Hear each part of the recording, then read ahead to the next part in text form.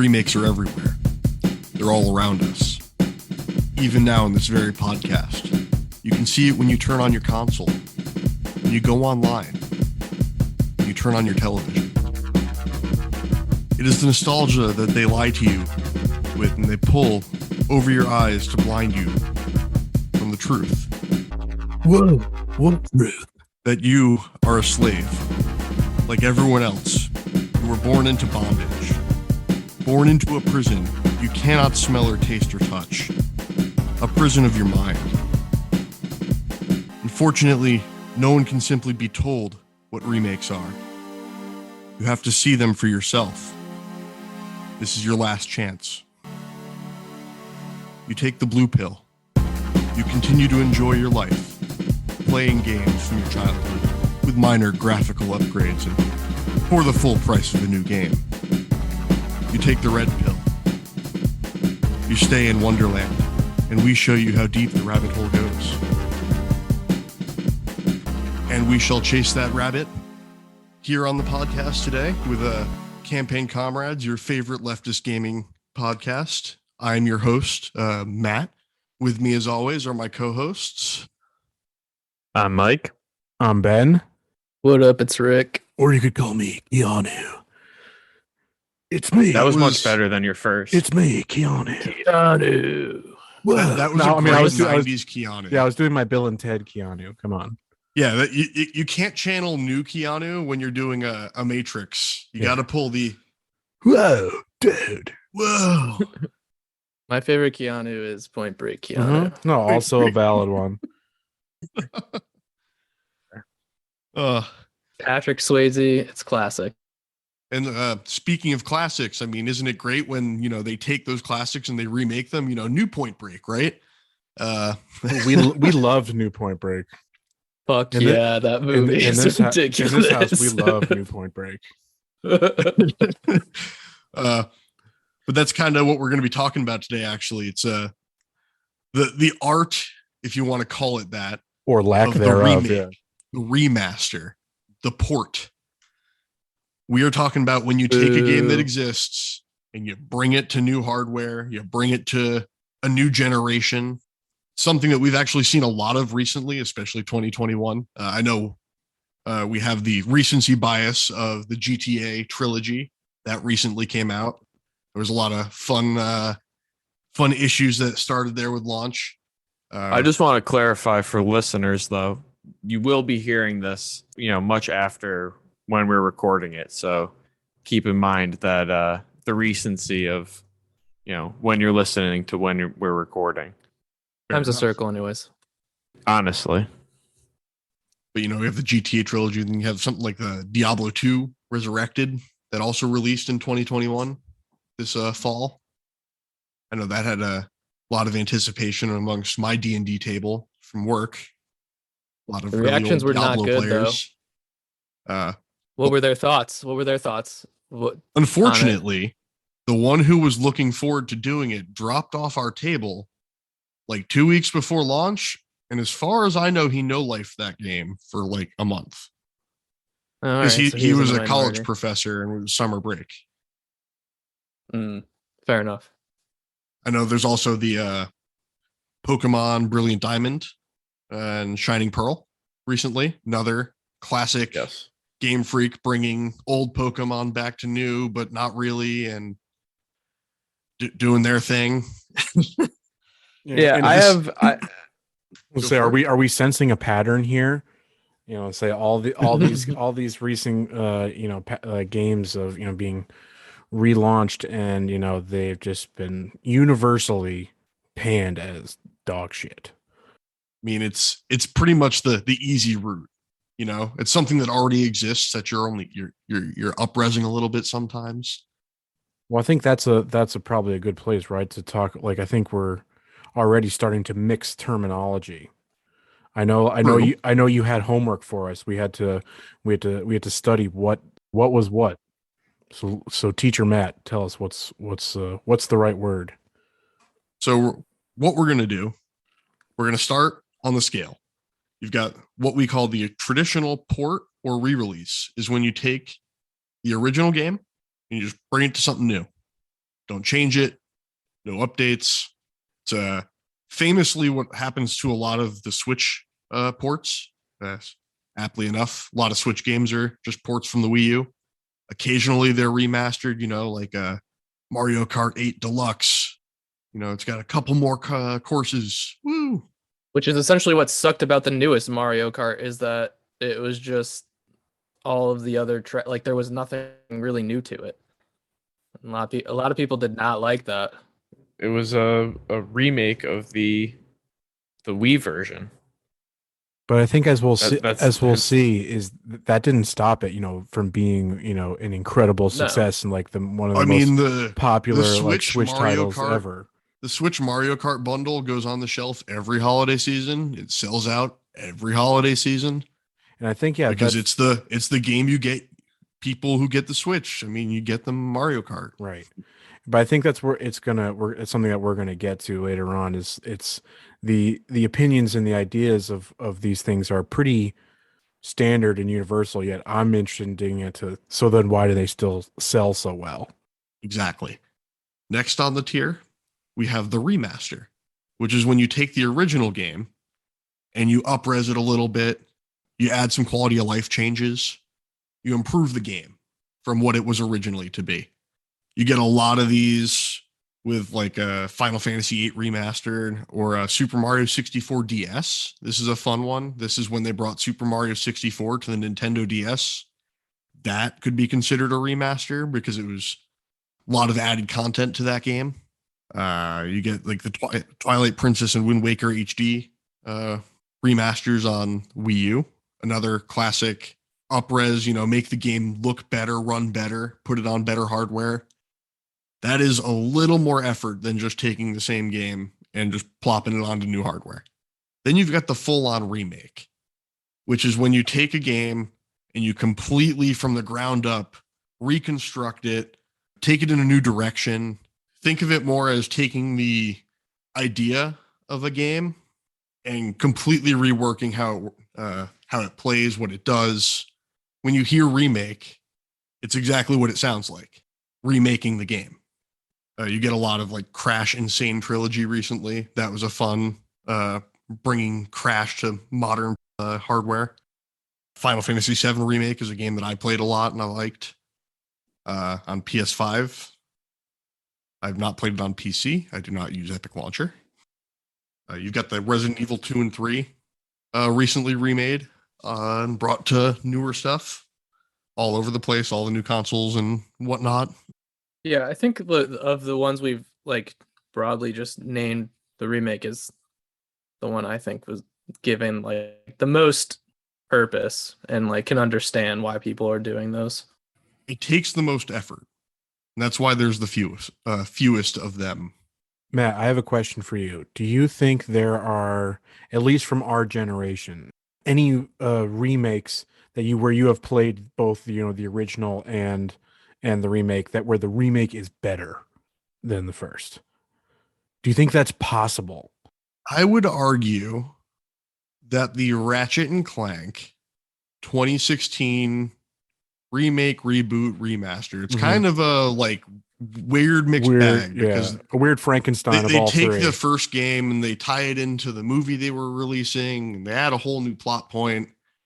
I would argue that is a better playing experience than playing the original Ratchet and Clank in 2021. And I love the original Ratchet and Clank. Right. Man, I think you're probably going to have a lot of that decisions when you're going like the playing experience of playing the original game now versus playing the new game now. The new game's probably going to win every time in terms of what you just said, the playing experience. Unless you were playing the GTA trilogy, right, and had your mods that made it look better. No, I'm talking about full remakes. But like, what would you say? Like, what would you say? Like, I'm really thinking in terms of a remake that gives you a better experience, or you say creates a better feeling than say what you remember playing the original. Not necessarily what it would be like playing the original now in modern times, but that was say the experience of playing the new remake was better than playing the first one. Do you think that's even possible? It's tough. I would say if we had more, like one or two more of the Final Fantasy VII Remake parts released, so I could judge more of a holistic version of it. Because, that's the first 5 hours of the first disc of original Final Fantasy VII extrapolated into a game. I would say that's almost because that game is more of a nod and a wink to the people who've played the old game, because it's not a one-for-one retelling. It's like a parallel universe where people are aware. Spoilers, I don't know. No, it's like a year and a half old at this point. Yeah, and by the time this episode comes out, it will be long enough. I don't know that that's possible though, Ben. I think that's a fair question, but I don't know. First time it always hits best, right? Like that's kind of the rule of thumb in my mind. I think it's pretty much the kind of the logical fallacy of nostalgia is that you think you can recapture it, and of course you're not going to. But I can't necessarily say this from personal experience. I'm just going off of what I was able to research. What constantly kind of gets heralded as like the best remake, kind of like not even just of its time but ever. I think was you have it here, Resident Evil 2, the GameCube one. It's like I think that's from everything I've read, it's basically like that one was better than the original, and it's the creators will say that, and it was driving the reasoning back then behind doing it is because there's like there originally were technical limitations that kept them from no more limits of the hardware. It's like quote unquote telling the story that they dreamt of or that they wanted to tell. So things like that, when you've got significant quality jump, I think is definitely possible. But I think again, this is something that we'll get into later. I think that window of possible has shrunk now, because I was reading something interesting, how it's like the era of the remake is ending, and developers need to prepare for it, because the most utility or feasibility of or particularly the sellability of these types of games are from games that of a significant era previous, whereas the jump from the early versions to now is enormous. But say a jump from a PS4 game to, like, they even speculated like a PS8 or whatever, is not going to be as big. The differences could still be there, but the jumps won't be as large. The only way the jump could get that big is if something ridiculous in VR happens. Right. In like the next 20 years. We go full Ready Player One, yeah. The metaverse, it's coming, baby. It's coming. Yeah. TM. Rick, you were going to say something? No, I think that's exactly right. And I think if you look back, it's essentially like PS2 and before has enough of a jump, but like even PS3 games, you had a pretty modern gaming experience at that point. Like back when I got my PS4, there was still like for several years I still went back to play certain games on my PS3 because I just Star Wars Revenge of the else. Sith. Oh my god, man. I would boot up my PS2 like even when I still had my, like, it was before we moved. It was like the last time I played it. And it still was amazing, a beautiful experience. I was watching leading up to this, the Scott Waz YouTube video that you had sent, right? Scott the Waz. Link in the show notes. And he had gone through this kind of history of how remakes, remasters, re-releases, have come about, and it was largely for console games, but he kind of mapped out, at least how I understood it, these different like arcs of how games, these re-releases, remasters, remakes, the triple R's, how they go from, based on the technology jumps, are these big brand new games, full price tag, re-release, that are really kind of changing the graphics. So like going from the 2D to 3D era, you're re-releasing the game, and it is kind of meaningful, and it is bridging the gap between different players of a different era to new games, or new players now to old games. But in the kind of like PS3 to PS4 era, it hit a lull where you run into the issue of changing over the graphics wasn't that big of a deal. Well, I mean, like, look at The Last of Us. The Last of Us looks beautiful on PS3 and it's beautiful on PS4. It's a beautiful game. Exactly. And even like going from the PS2 to PS3, there's a lot of these like bundle collection kind of re-releases from one generation to another because the yes, God of War is a perfect example. And because it wasn't that much of a technological difference, therefore they didn't have to put too much money into it. They were giving good deals essentially on games. You're still paying a hefty price tag for a game, but in most cases you were getting a lot of them. Well, at the time it was basically $50 and you were getting 3 games. And like exactly. $50 for 3 games is a good deal. And I wonder if, as we go forward in the remake, the triple R arena of video games, if because it's going to be easier and not that much of a difference technologically and graphically, that we'll get these bundle collections, a second round of bundle collections instead of a 1-to-1 release or a single version of a game. I think some manufacturers have figured out that they can piecemeal what would be bundle collections and people will buy them individually. Nintendo. Yeah. They did do that's unfortunate. They did the 3 bundle Mario though. It was a limited release, but limited release. Yep. I think I don't want to necessarily get to my theory of where this is going, but I think Mike, you said something interesting there, and it for me, I don't know how much more prevalent this strategy is going to be in video games. It'll always be there, but I think we're kind of at the height of it with where we're going as like these games as a service, because at this point capitalism has decided they're just trying to extract as much as they can, and the games as service like is just we're just going to see everything invested into each company's going to take their one game as service and just milk you for their skins and things like that. And so I don't know how much more we'll see of this. We'll definitely continue to see them do it. I just think we might be at the peak. Capitalism loves to breed competition, doesn't it, folks?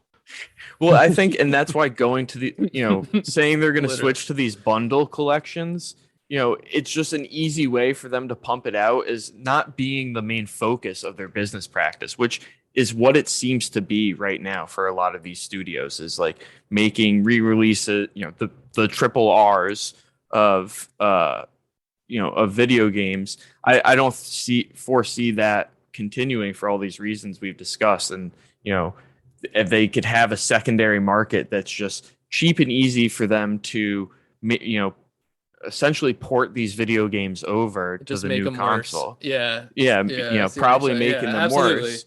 They're just going to pump them out because whatever, we'll sell you 3 games, but we'll get $50 for it. And, people will just slop it up. The one thing I would say is, we can always trust, again, the people in the decision-making positions to make the worst decision, for the regular everyday person. They know what's best for us. Right. But it sticks into the reality that I've seen stuff talking about how, just technology wise, the state of today's development tools, it just makes the remastering of games, easier than anything else. It requires fewer workers, smaller teams, less needed for marketing, and not to talk about all the risk mitigations that go with, banking on established IP. And we should also, be talking all of this kind of, the nostalgia baiting of, the triple R's that you're calling it, Mike, which I like. The video game industry is not alone in that. They are not unique in this. They are, it is what we see is a symptom of larger things that we'll get to. But so long as that remains the fact that it is, just easier and, an easier bet to do it, of course, we're going to keep seeing them, no matter if the quality is shit, no matter if what we're getting is crap. And again, I think what we'll get to is people are still going to fucking buy them. That's actually a really good point we should actually bring up right now is like, who are these actually for? You know, when we're talking about this, because they're always going to try to leverage, like, you know, bringing it to new players. You know, is it for bringing it to the older players and making them feel really good about the old games? Again, we've already discussed it a bit. Like, is it for the developers? Is it because it's an easier game to put out because we've hit this new cycle, you know, where games need to come out constantly? You know, we need to have games constantly coming out new, because we need new marketing out all the time for new games. And if new game marketing is out, people are going to be asking about it. And, you know, it's a constant machine that's churning forward.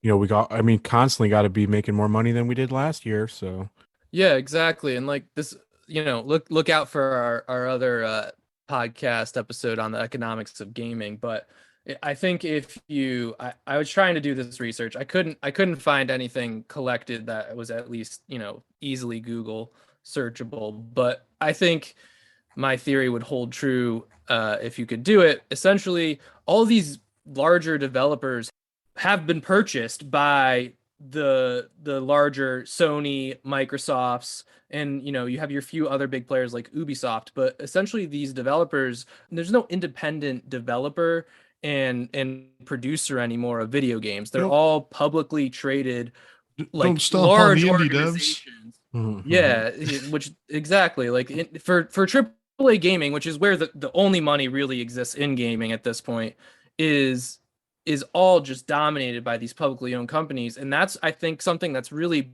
become more prevalent over the last even 10 years, which coincides with all of these remakes and remasters becoming a more common thing that we're just seeing, you know, games from 5 years ago being remastered every year. It's just a cycle, just to purposely generate more earnings on a yearly basis. how many Grand Theft Auto 5s do we need?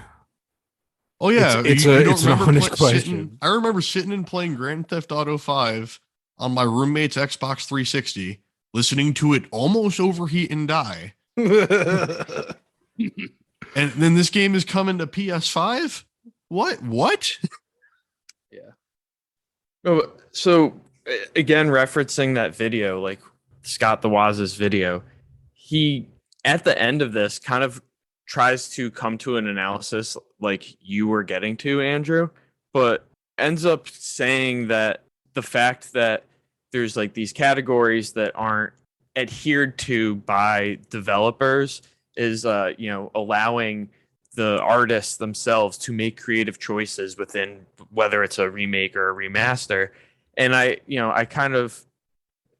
completely disagree with that, and I think it's the wrong conclusion. And the conclusion is more of what you were getting at, Rick, where you say that, you know, because they're publicly traded companies, they're only looking towards the short-term gains that are going to raise the stock prices for their shareholders, which they have a fiduciary duty to, you know, give them wealth.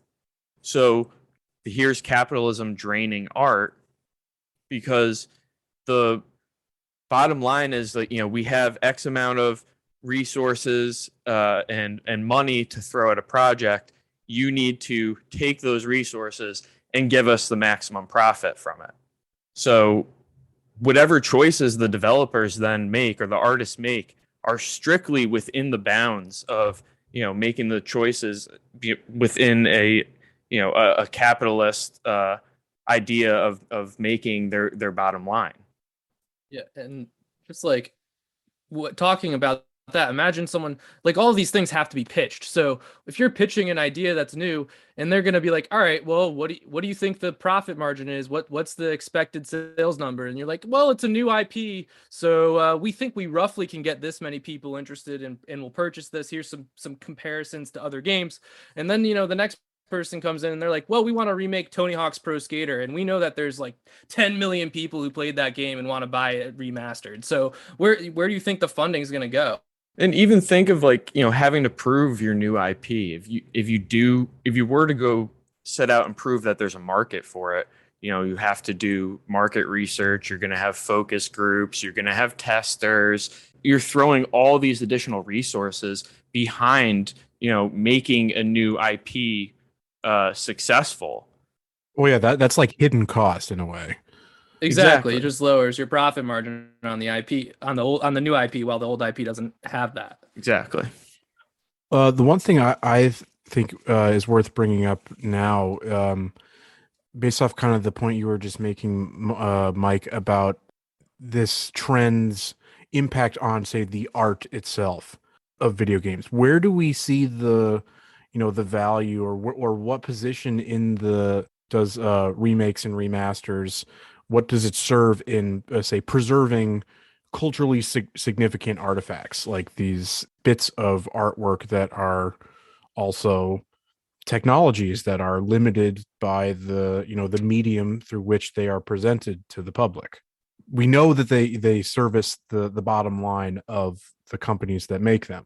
We know that, but do they serve some good for us, the everyday member of society? I mean, my answer to that kind of depends, and some of it, especially for like the older games, I think a lot of the like cultural significance of the graphics from that time, like the 2D graphics on an N64, that's part of the significance of the artwork there. So for me, a lot of the cultural preservation happens with emulators, but that is a topic for a whole nother episode. That's a big old can of worms that we might like dip our pinky in for like just a second. Right. Yeah. Because we're talking about gaming preservation, essentially. Mm-hmm. The preservation of gaming. It's a big topic. It's something I've actually personally experienced. I'm a big Souls fan, as many of you know, and many people who will listen to the podcast will know for a long time. Strap in. And I would never have been able to play Demon Souls, which is the game that started it all, unless I went out and bought a PS3 and bought a working disc copy of the game and was able to do it that way. And then they remade the game for PS5, and it's also, in theory, coming to PC based on some weird leaks and stuff that have been relatively accurate. So coming to PC is the real king of preservation, because once it's on Steam, that's pretty relatively permanent, because they'll let you download the games when they're going to die eventually. Yeah, I would say that I'm kind of like, my perspective is a little bit tainted by my own personal experience, in that I seem to have benefited from, say, remasters oftentimes, in the fact of getting to play an older game that I missed out the first time. The very few times have I, as I'm like going through my back catalog and all this stuff, realizing that most of like the remasters I played, I was playing them for the first time. Almost none of them were, say, nostalgia buys for me. So I'm a little bit, biased on that question, in that, like, for me, they helped me experience games that I maybe would not have been able to in the past. So, yeah. But imagine emulating them for free. True. I mean, that's the thing, is it should be like, I mean, I personally am in favor of, there's definitely an argument to be made that, these games have a certain shelf life, in terms of, in basically thinking that like their status in the public domain should kind of reflect that, and after a while, they do just become, like I kind of said already, cultural artifacts that should be freely available and accessible. Because, like, let's be honest, the market for a lot of these games after a certain time does dry up for a lot of them. They do get cheaper too. I mean, that's the whole patient gaming aspect, where you wait for games to get really cheap. Like, I bought a PS4 2 years ago and got like the entire PS4 catalog for like 10 to 20 bucks a piece. Yeah, but now try doing that now amidst a pandemic. Can't find a PS4 anywhere. Yeah, I was worried when I wasn't going to get my there. PS5 that I was going to have to try to get a replacement PS4 when mine has finally shits the bed. Oh my god, I've been playing. Helped you out there. I've been playing God of War recently, and I can just hear the thing fucking wheezing in the back. Oh my god! Just wait till you play God of War on PS5. Especially that PS4, and considering like where it's been and all the it's just like a 70-year-old smoker. Imagine 10-pack a before day. you Imagine put it out of opening its that misery. thing up. Yeah. But can we open it up? I want to see. I want to see the inside. I kind of don't. It would say too much about me. Like, you need to double mask to to open that case.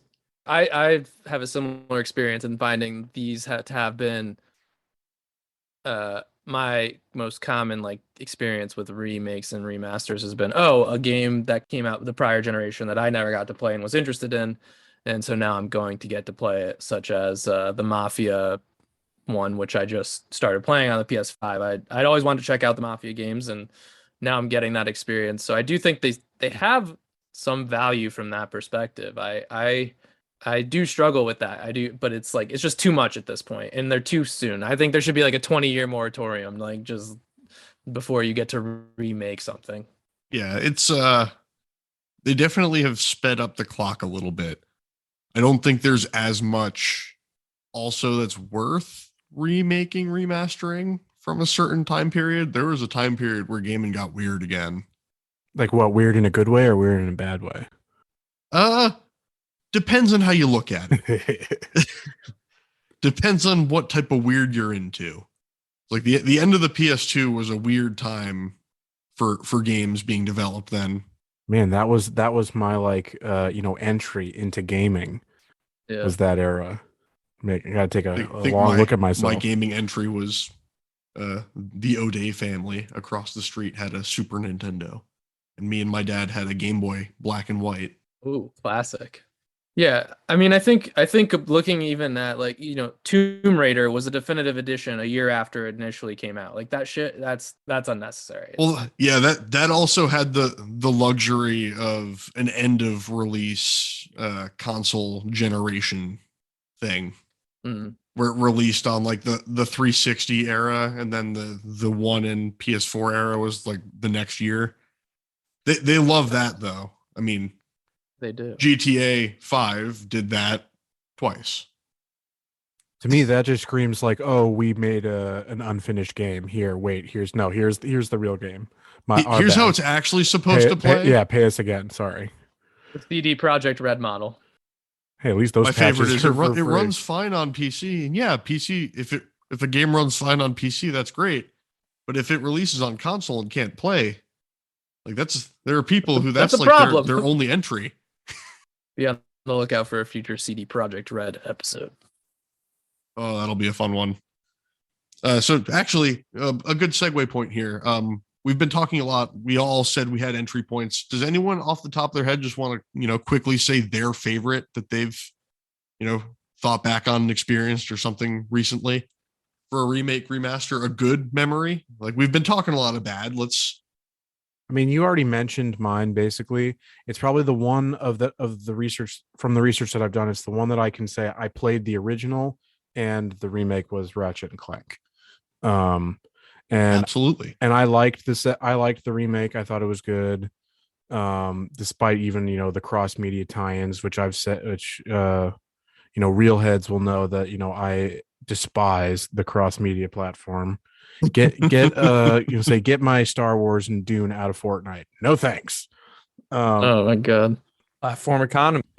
But I liked the remake. It did not fully capture everything to me. I remember one thing eating away at me was the fact that you couldn't get all the different types of boots, the cool boots. Like you only had grind boots, which were in their defense the best boots to have. But I remember the original game having boot to work. Oh my god, man! You know how much happier my commute would be. You would just see me, in the morning, just relaxing, all cool. Corporate overlords, you listening? And in terms of remasters, I mean, I again also benefited from one of the countless Skyrim remasters, and I know Rick did. Oh yeah, we haven't even talked about the Skyrim remastered Ultra Mega Man Anniversary. I'm pretty sure the first time I played was wonderful remastering. Was the anniversary one, and I enjoyed it despite any of its flaws. So, I'd have to say my favorite re-release. We haven't touched much on re-releases, but favorite re-release is Pokemon Crystal. Hands down.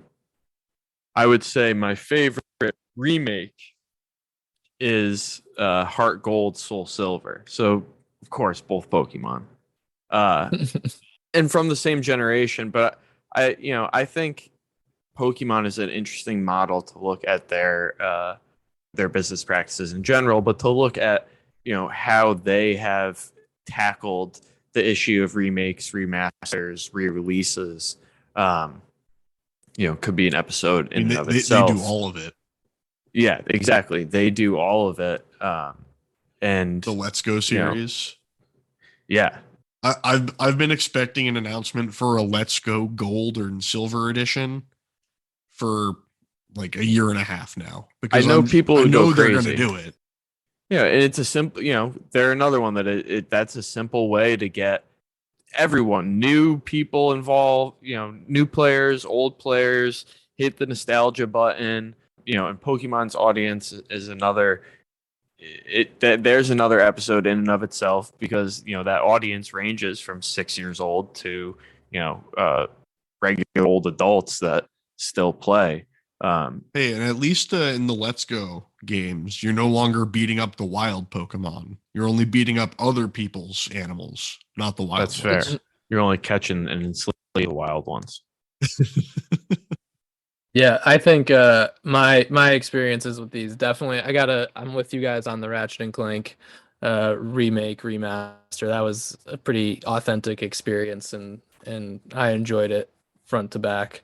Skyrim got me through the first 2 months of COVID quarantine, so I put a lot of hours into that that remaster and re-release, and I thought that that was a lot of fun for me. So I can't hate them for that one, although. Maybe they should make the next Skyrim as opposed to just continuing to re-release it. I would appreciate that. Although it won't even be on a PS5. So, well, you want a new one? Yeah, you're getting more Skyrim, my friend, and you're gonna like it. Look, they're gonna add texture. Yeah, exactly. It'll be 8K VR, and you're going to love it. I would play VR Skyrim. It exists. Oh shit! Well, I'm just waiting for the PS5 VR, the next edition, and then I'll be in. I have been looking forward to that. From the patents I've seen, it looks like it'll be interesting. I hope it matches what it could be. All I'll put there. I guess it's my turn. I will say that my favorite remake has been Demon's Souls. And I have no idea what the original played like. I've only played the remake. But that, like, the ability to play it alone makes it my favorite. Because it was the one game that was going to be never touched from their library for me. And being able to, like, check that one off the list right. And, see that little platinum trophy fill up on the corner with the 100%. We know that's a big deal for Matt. You love your he said that would just eat away at him, at his soul. Yeah. Forever and ever. I only hunt those 100% completions for the good games. I don't do that for fodder. And Demon's Souls, masterpiece. For a PS3 game, I can't believe that. I mean, obviously it's, remade in 4K and gorgeous. Like, didn't look that good back then, but as far as like a remaster, I'm going to throw some love towards the Mario All-Stars. I gave it some hate, limited release, don't like that. I did buy it though. I'm a good little, good little puppet. I bought what they told me to because they told me it wasn't going to be around forever, and I like my games. And hey, guess what? And Mario Sunshine was huge. Absolutely. I was just about to play point out, that like, since hey, like 04. Nintendo 64 Online has Mario 64. But they'll probably charge another like $20 when they add GameCube in 4 years. So you could just wait for that. Oh, Rick, you've played some of the Mass Effect Legendary Edition. That's one of the more recent positively received remasters. That one's close up. It's next. It's like I think I've got one. That one actually made me interested in Mass Effect. Once my PS5 gets here, I am playing the new Ratchet and Clank. And then I will be diving into Mass Effect. So I have not played that one yet, so that was not on my list, but it's on my to get to list. But Rick, how are your thoughts on that? No, I have played that. I'm like probably 3/4 through the first Mass Effect game at this point. I thought it was, it's definitely more it's definitely just a remaster. It's not a remake, but they've made it look, pretty good. It's a PS3 game originally, and it's got some of that more polygonal graphics that the PS3 still had, but they've smoothed it all out and it runs really well. And the combat for a shooter that's from that generation has kind of been updated enough that you don't really notice it in the way that some other remasters and re-releases don't really. A lot of people complain, get upset when combat's still outdated. So I've really enjoyed it, and I've enjoyed those games so far. I had not played them. I had always wanted to. So when that Legendary Edition came out, I did jump at that, and it's been a good experience. I can't say it's not been fun. Will say I do always love the complaint of why is the AI feel so old and dated? Well, it's a old game. Sorry. Yeah. But I've enjoyed that game as well. I've definitely played a lot of these. Oh no, absolutely. Looking just back on my shelf, there's a lot of games that have, deluxe, remaster, trilogy, definitive edition, written all over the place back there. I will say that one game we have not talked about really that I did want to bring up is God of War from just a few years ago. I hadn't played that franchise previously, but I thought that is probably like the best thing you could have come from one of these projects where, it's pretty much a reboot. They took some old IP that was existing, but they definitely gave it a fresh take, and that game is just super fun. Definitely one of my favorites. That was all PS4. new, full new assets and everything, right? Yes. That's nothing. That is again. No, it's a more of a reboot. full-on reboot than anything else. Yeah, no, it was a reboot, but it's still working within. Oh, it's sticking with the lore and it's sticking with the timeline. Yeah. It's just a time skip, like any good anime. Like any good anime. Like I said, I'm chugging along in God of War right now. The great game. It'll be the swan song for my PS4. It's a beautiful game. I really enjoyed that one. Wrap it up. And I mean, here's a fun segue on that. That's getting ported to PC this January. Yeah, I believe. upcoming. Yeah, I'm really excited, so I could start playing it. I played it on Rick's PS4, and I haven't played it since. I've been jonesing. Did you ever play the the whole thing, or were you just playing bits and pieces? I had my own profile, so I didn't file. finish the game, but I played a good portion of it. Yeah, you would definitely put in at least 10, 15 hours maybe. Probably more than that. I definitely at least got through 50% of the. Oh, you got it further than I realized. The main story, yeah, because when you would go away, I would just grind out, till my eyes bleed. My favorite was studying and then playing God of War right after, and I would order Mac Arnold's, put a little tequila in my Sprite, play a little God of War. That's a good night. That's a good night. The good old days. That's actually a good point there. We should talk about, because you said before, Rick, that's your first experience with the God of War series. Now you're a new player, and how do you experience the old games? Well, you have a PS5, right? So you can play the PS4 games. So you can play God of War 2018, and you can play God of War 3 remastered, because that's the game that's the game that they brought to PS4, but they brought it by itself. A game that had originally been bundled with God of War and God of War 2 when it was brought to the PS3. Amazing. And then they changed one slight graphic and then brought it over to the PS4 and called it a new game. So that's one of those weird, why are you not letting me play your games?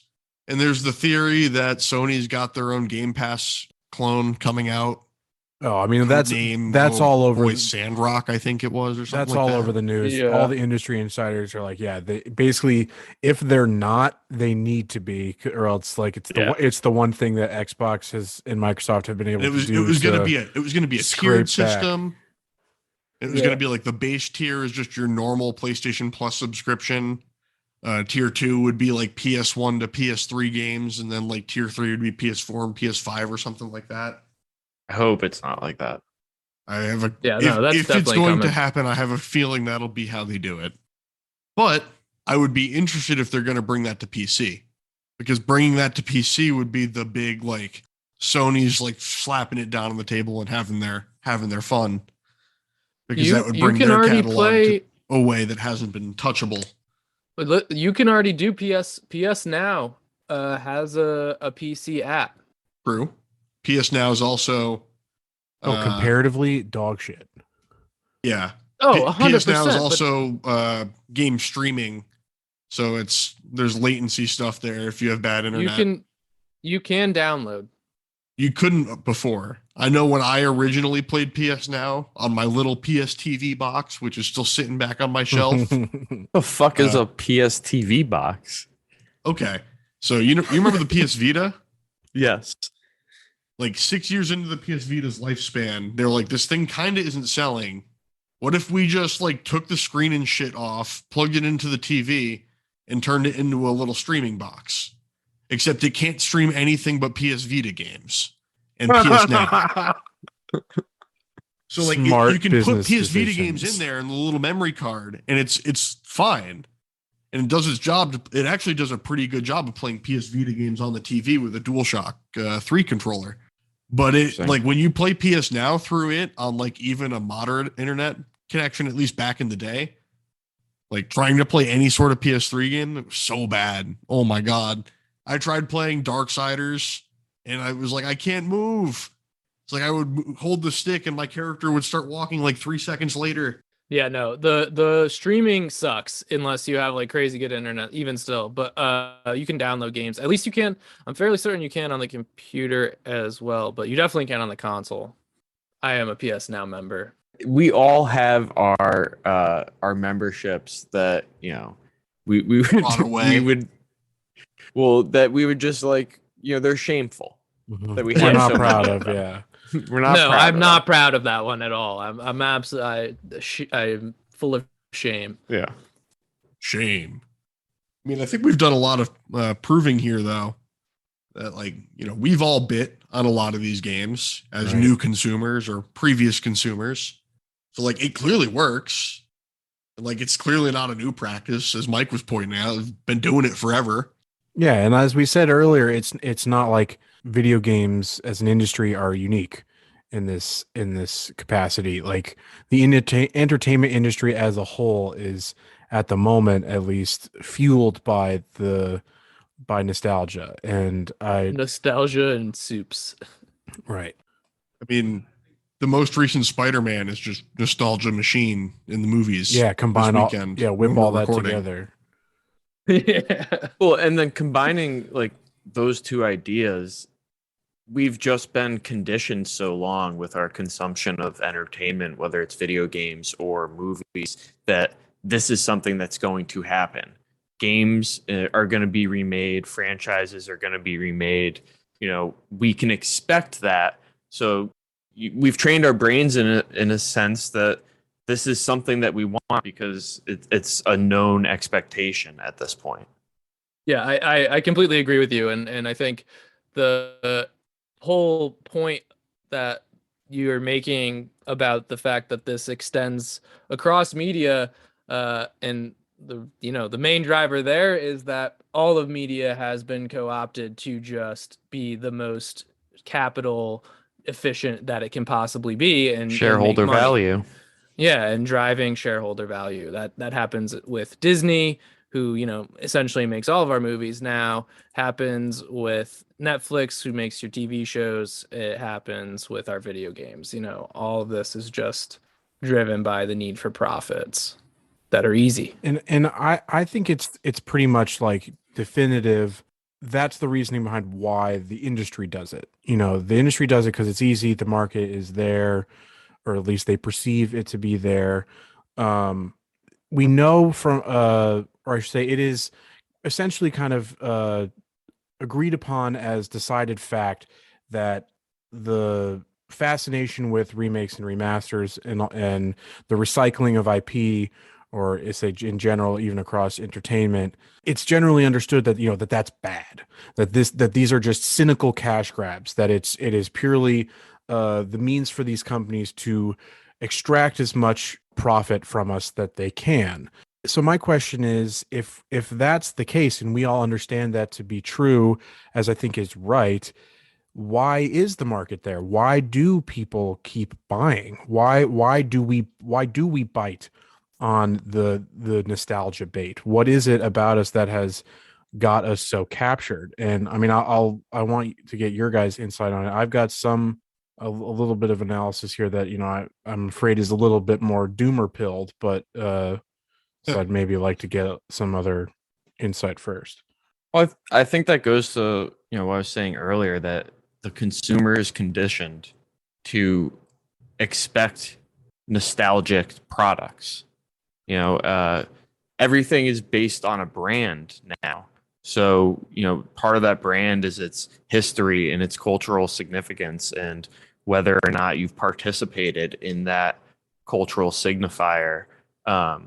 And it just gets recycled, and you want to participate, and you're conditioned to participate, and that participation is consuming these products that the businesses have conditioned you to expect to be released on a 2 to 3 year basis. Look at like, this is one that hits me especially. It's like Square Enix and Final Fantasy VII. No, I love the Final Fantasy VII remake. Great game. Love playing it. But this is a game that they fragmented so much. They're going to sell this thing for like 20 plus years. And, then they're going to be selling bundles, with like parts 1, 2, and 3, HDS plus X, because it's Square 4K Enix, so there's got to be an X virtual. in there somewhere. Like, it's going to take a long time to get through these games at this point. And like, they're going to, every one, $70, $70, and, and after 3 generations, it'll be $80. And then, they're going to keep going up. They're going to keep charging. They're going to keep fragmenting. That's what you're going to see. You're going to see a lot of games get broken down and remade into smaller chunks, into bigger chunks, doing the opposite of what I do for a living, which is taking bigger things and turning them into little things. I hope not. I don't know. I think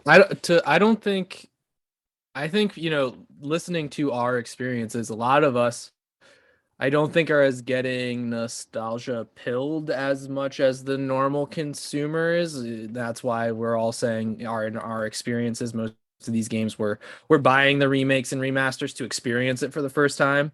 But I think that nostalgia hits hard, and I think a lot of people just want to get that feeling back of being a kid sometimes, and ultimately they're gonna take the risk that maybe this time that $60 or $70 is actually gonna make them get that little taste back. And 9 times out of 10, I don't think it does. I don't know about you made guys. Nostalgia buys, they've not fulfilled, but I really love when I play a game now that I played as a kid. There's like, oh wow, this game was so hard.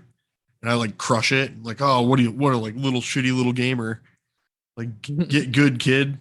Or the exact opposite happens, where you crush it as a kid and then you play it as an adult and you're like, what is going on? How did I have the like Mountain Dew fueled fingers to pull this off? So I think that kind of touching on what both Mike and Rick were saying, like, I think, Mike, you're right that it's like the public is conditioned to expect nostalgia, but I think it's more covert than that, or I think it's more subconscious than that. I think it's like, why in general do we as a society seem to be stuck in this kind of collective hunger for those comforts of nostalgia that you're talking about, Rick? Is like, why does nostalgia hit hard for us? And I think it is because, again, we are conditioned to expect this, but it is the reality of, or it is a cultural symptom of a reality where we as a society cannot rightly conceive of a future that's worth striving for. So we retreat to the past. The only avenue for enjoyment, for joy, for expression, for meaning lies in the past. It's our only the only hope that we have is to try to recapture something that we experienced in the past, because we see the future as bleak and not worth engaging with.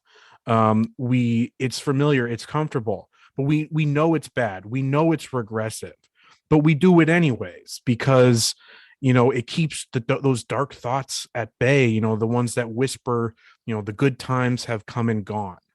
But at least you can kind of ignore that for just a little while longer when you watch and when you try to again reignite that old flame of something that captured you as a kid, because that is what our culture has left us at this point, is nowhere to go forward.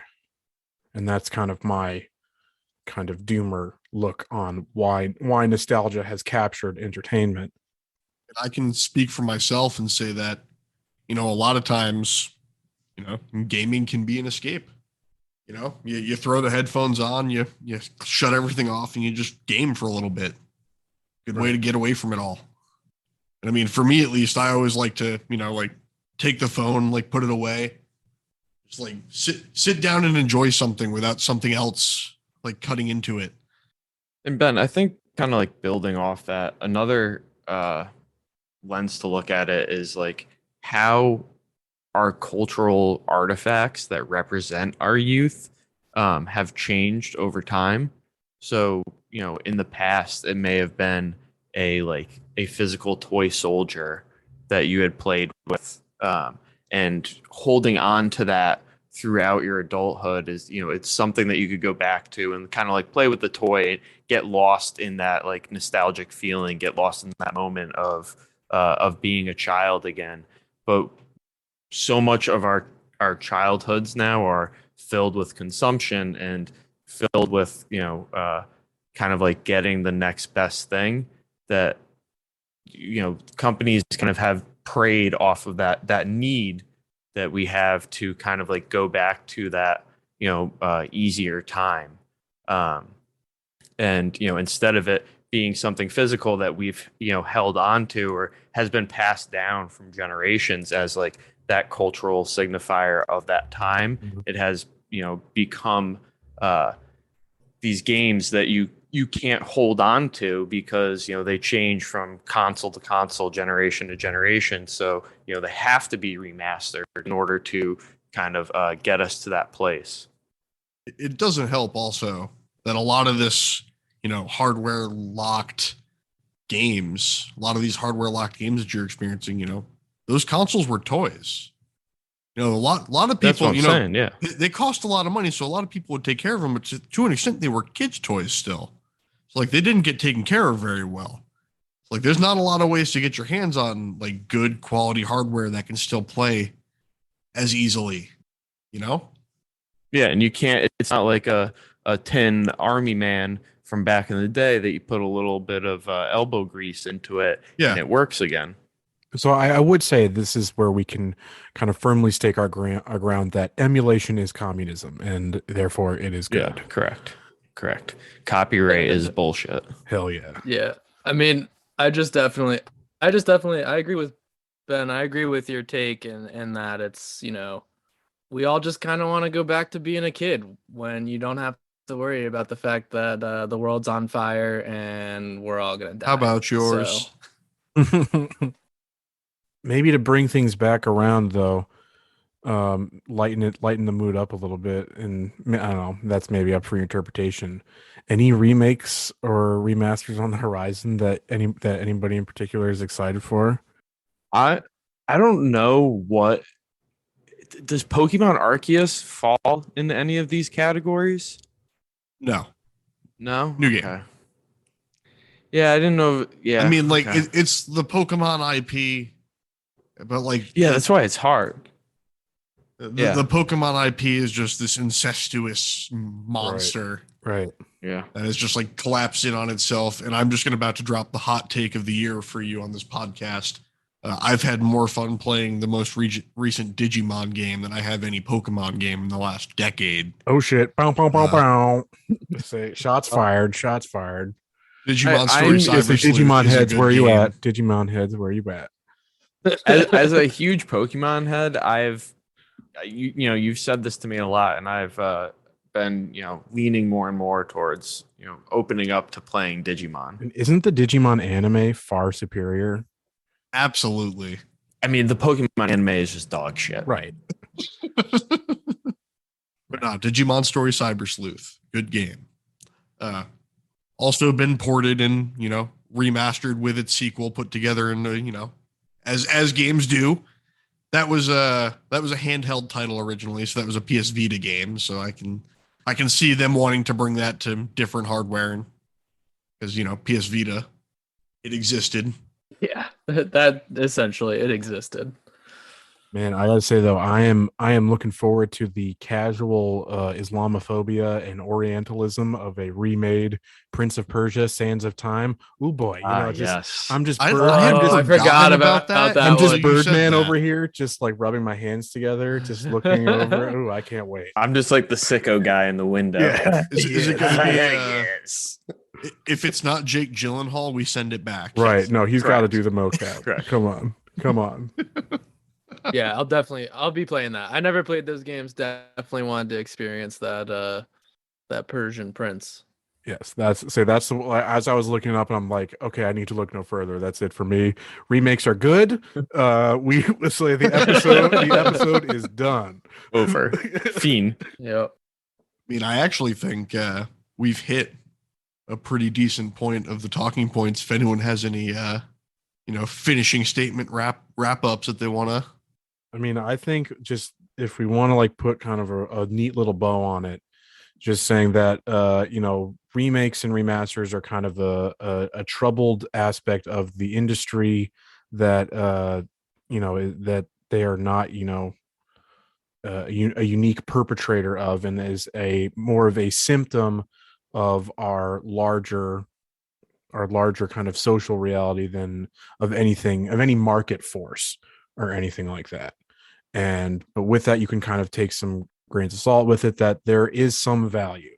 That value does exist in the ability to, for new people, or for new players to experience games for the first time. But we will again always come back to they should be free. I don't know. We can cut all that if you want.